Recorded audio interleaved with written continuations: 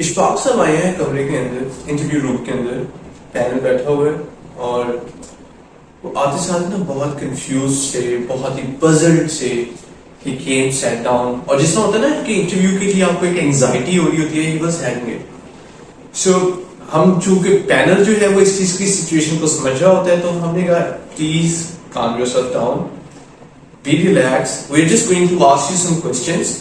हम लोगों ने कोई ज्यादा आपके ऊपर, आप लोगों ने कोई आपके साथ बुरा सलूक नहीं करना। और the lovely guy he said, sir मैं काफी अरसे के बाद इंटरव्यू दे रहा हूँ, लाइक लिटिल नर्वस। तो हमने ऑफिस बॉय को कहा please bring some water for him, पानी वगैरह ऑफर किया।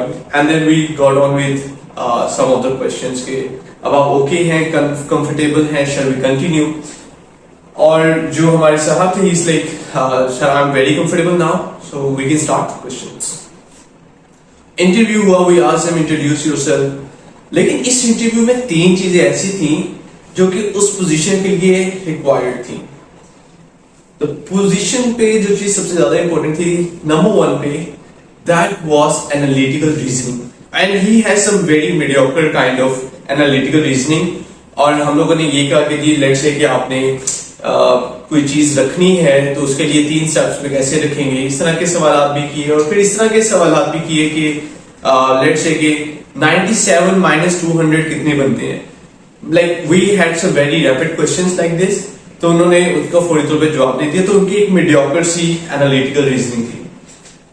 जो चीज इंटरेस्टिंग थी दैट वाज कि हम लोगों ने फिर उनको इवैल्यूएट करना शुरू किया ऑन हिज नेगोशिएशन स्किल्स, कि if he goes and talks to the team, तो क्या he will be able to convince them, क्या मैनेजमेंट का जो पर्सपेक्टिव होता है, would he be able to talk to them about this.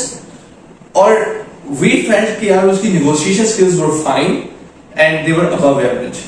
और then the last thing was कि about his emotional intelligence. अच्छा, बहुत से लोग ना इमोशनल इंटेलिजेंस को पता नहीं क्या समझते हैं, एक हवा बना के रखा हुआ है कि emotional intelligence is like this, तो इसको कोई बंदा मास्टर नहीं कर सकता।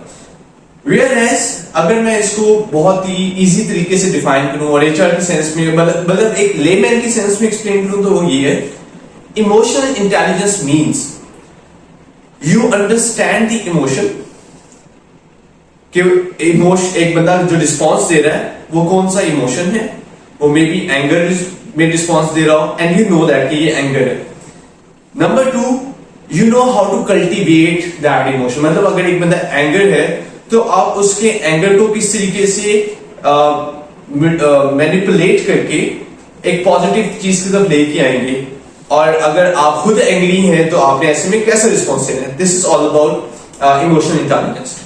अगर मैं आपको इजी अल्फाज में कहूं तो हुआ ये कि जो हमारे साहब थे, he was very good in emotional intelligence, not just कि he knew everything about this. सबसे मजे की बात ये थी कि he perform very nicely. He talked about कि लेट्स से टीम में हम लोगों ने ऐसी कन्फ्लिक्टेड सिचुएशंस क्रिएट कर दी कि यार maybe he would respond to them कि जी अगर टीम ऐसे करेगी तो मैं फौरी तौर पे उसको वार्न कर दूंगा, इस तरह का रिस्पॉन्स देगा। But he was very calm and compose and like sir देखें, this is a natural behaviour, this is a natural response. जब भी इस तरह का स्टिमुलाई किसी भी बंदे को मिलेगा ना तो वो ऐसे ही रिस्पॉन्स करेगा।